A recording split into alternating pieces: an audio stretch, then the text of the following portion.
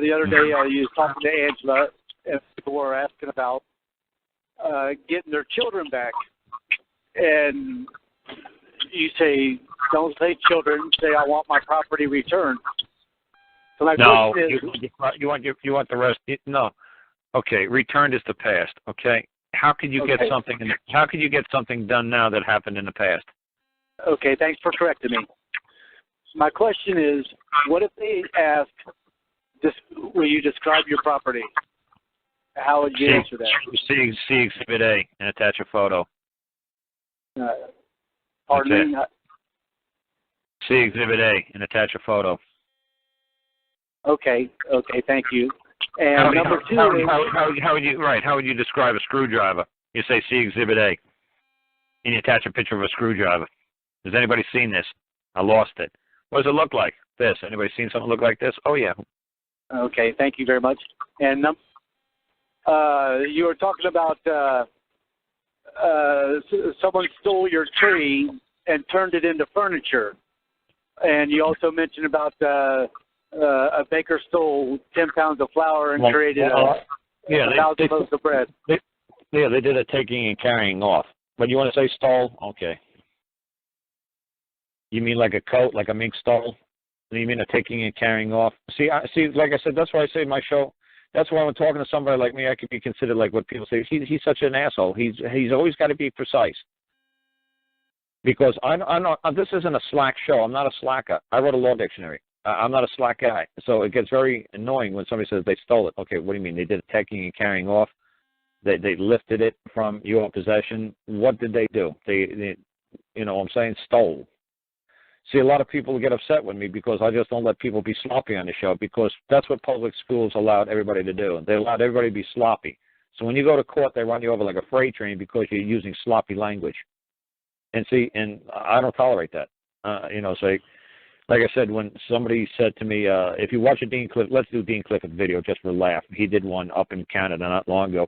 He's actually citing out of the Black's Law Dictionary, okay, 1951 edition. That to me is the worst one out of all of them. And when I was up in North Carolina, I said to the man, he had the fourth on his desk. I said, this is funny. This is the worst version of them all. This is right after the war. This is when communism started taking over. This is when these progressive people started to come into this country and try to rearrange the way the American people think. I said, so here we go. Let's turn to the word require. The word require, need, want, ask, demand. That's synonyms. Require. You know, require is that's not a definition. That's a book of synonyms. And this is what the schools are teaching you guys. Oh, just use synonyms. No, every word has an exact meaning. And it's precise. And when you write something, you could do it in 2 or 3 sentences. You don't have to write it. It doesn't have to be vague. You make it precise by using very exact words that only have one meaning and one meaning only. So you try not to use any form of like an adjective to diminish the capacity of the subject or the noun which you're trying to define. It's like I said. It's like I give the guy an example in North Carolina. So let's do the word blue. Blue is if you said let's look up the definition for blue, and it says turquoise, teal, azul, sky.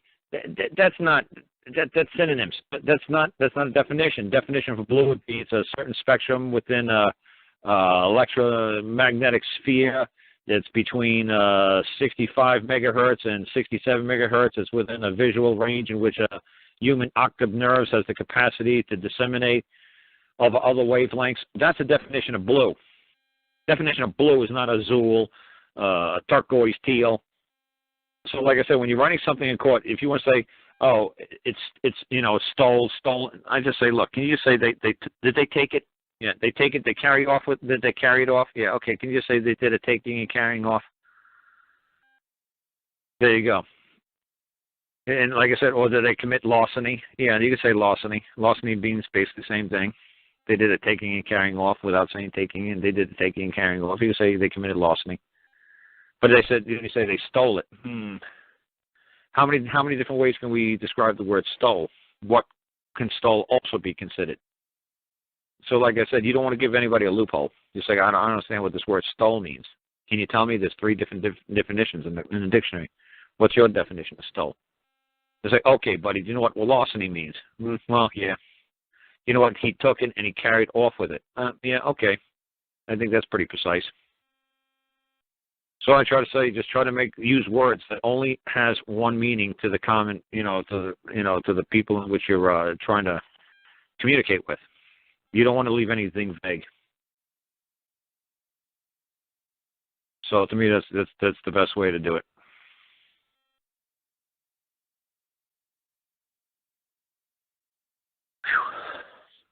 Oh, sorry about that. Somehow he jumped back off. I don't know how you jumped back off. I was wondering if you were still there. Yeah, I lost connection. I apologize. Traveling down the road. But my question was with the baker or the gentleman that committed larceny with your tree, and then they converted the tree into furniture. Uh-huh. You said in that old case that you were entitled to your tree, but you're not entitled to the 100 loaves of bread or the furniture. Right. My question is, well, if the thief converted your property into something else, how is he allowed to gain from that conversion and you're lost? Shouldn't you be entitled to whatever he converted it to because he stole it? Okay, so you could prove that the man stole the flour, you're saying? That the way you said it, he stole the flour? Let's make it simple for you this time. He stole the flour? Yeah. Keep it simple for my limited, So he said the man stole the flour, okay, and then he decided to take the flour and he decided to bake bread. Correct. Right. Obviously, he's going to get whatever the law or the punishment of that community, that society for stealing or stoling. Obviously, he's going to be meted that punishment. He's going to lose his hand if he's in Saudi Arabia. He's going to have to pay the price for touching somebody else's goods, assets without their permission. Okay, like I said, I don't know what the community is going to do to the man, but you could only claim what is due. You could only make a claim for what is due. If your tree is worth $10, all you can claim is what is due. That's all. You can't claim anything that's not due to you. How much is this? How much are you due? $50. Okay, you're good at $10. But my question is, if he stole your tree, turned it into furniture, and sold it for $1,000, and he only owes you the $10 that the tree was worth, then he's able to profit from his theft, and that doesn't make sense to me. Okay, well, that's nice. Okay. Like I said, man, the community will have a, fair and just, punishment for him. They'll have some sort of community standards. But when some man takes from you, say, a tree that's worth $50, all I could claim is $50. I don't know how to explain to you. Do you want me to say, no, sir, I'm totally wrong in my beliefs. I don't believe in God, or I do believe in God. I'm totally wrong in what I believe. Sir, this is what they call law. This is what they call jurisprudence. It's a belief. What do you believe? It's a theory. It's a science. It's a religion. It's a practice. You practice law. Sir, this is all fraud. Only God knows what's true. I'm just telling you in my point of the universe right now, and how I was raised and what I believe. When somebody steals something from me, all I can claim is what is due. If I was over in Saudi Arabia or in a Sharia law land, I could claim his hand. I could claim his firstborn son. Okay? I'm just telling you what's the common belief of the people and where I reside in my community, my society. I'm telling you the common law of my people. If you steal from me, all I can claim is what is due. Now, I could talk to a guy from Saudi Arabia and says, Carl, you make absolutely no sense. You mean I'm supposed to get his firstborn and I'm supposed to chop off his left pinky and I can wear it as a necklace? Okay. If that's what you believe, sir, hey, God bless you. You don't like what I believe? Okay. If you don't understand what I believe, okay. I'm not here to argue and fight with you. I'm just here to say, hey, look, where I come from, all I can claim is what's due. I'm telling you, in the courts where I live in the United States, I'm telling you, all the judges are going to give you what's due. If society thinks what they did was outrageous, then society could say, well, that was the wrong of outrage, a tort of outrage. That was outrageous. That was beyond consciousness of anything within a decent civilized society could possibly comprehend. Not only going to give them what's due, we're going to give him compensatory damages to make sure that that thief never does that again. But that's up to the jury. That's up to the society. That's up to the judge. Read Gore versus BMW, where the guy just wanted $60,000 from BMW.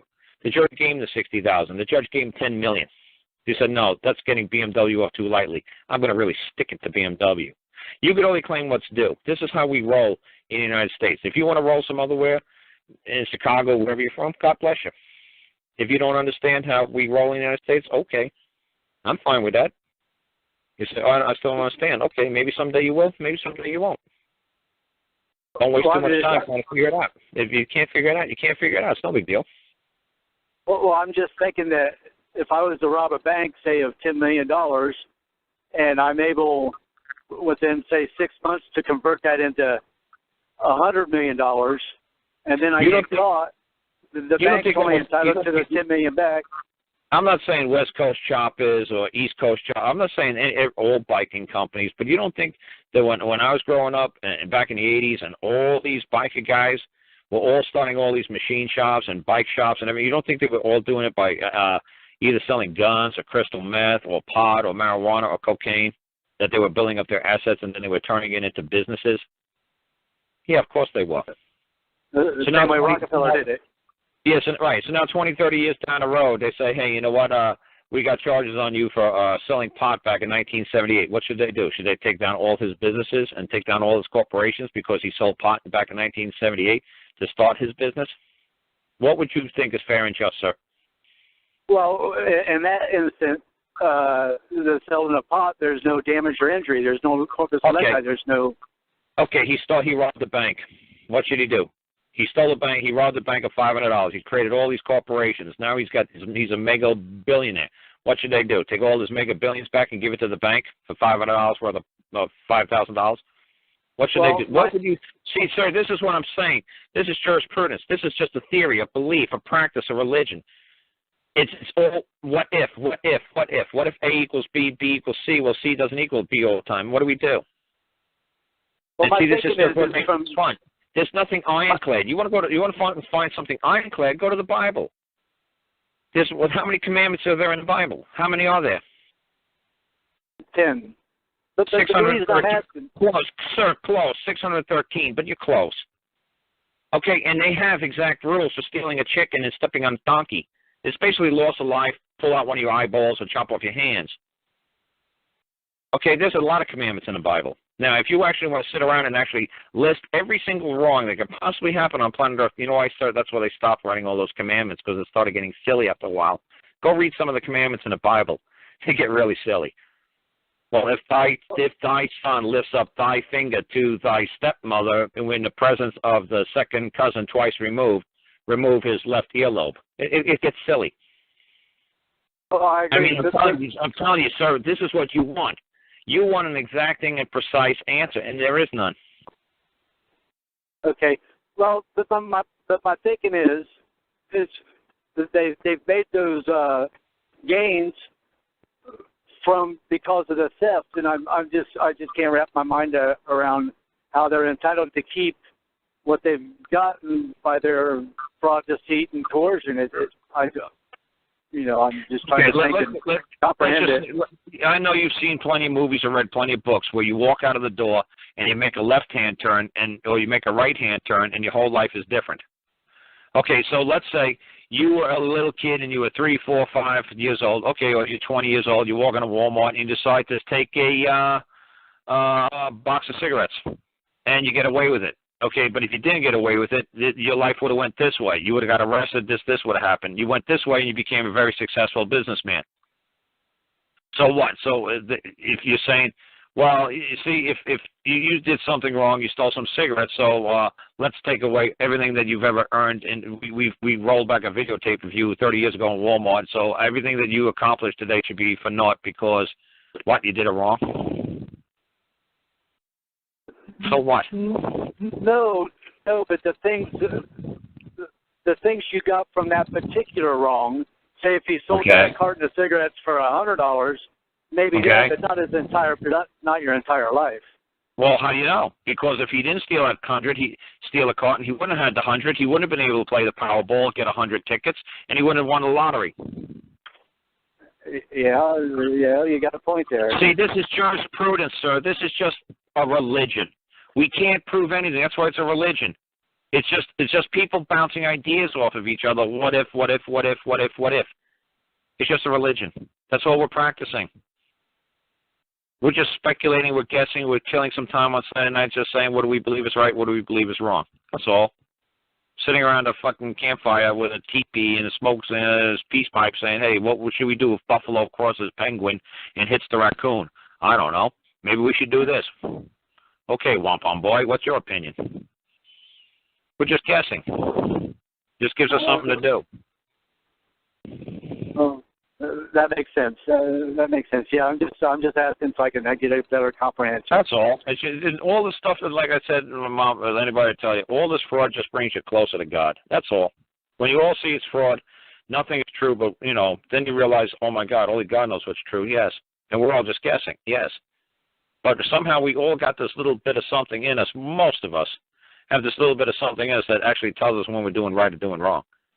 And we feel good when we're doing right, and we know when we're doing wrong. Like, look at the dog, man. We know he's trying to steal food from a cat's plate. He's like looking around. Hey, the cat's going to catch me. The cat's going to catch me.